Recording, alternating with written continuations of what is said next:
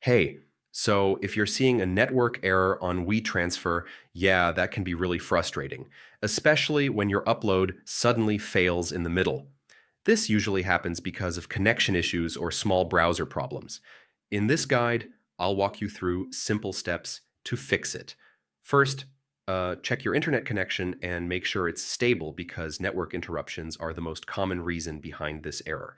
You can also try restarting your router or switching to another network. Yeah, this often fixes temporary connection issues quickly. Next, refresh the page and try uploading again. Sometimes it's just a temporary glitch, and retrying solves it. If you're using a VPN, turn it off, since it can cause network conflicts and slow down your connection. Clearing your browser cache and cookies can also help, yeah, because corrupted data may interfere with the upload process. You should also try using another browser to see if the issue is browser related.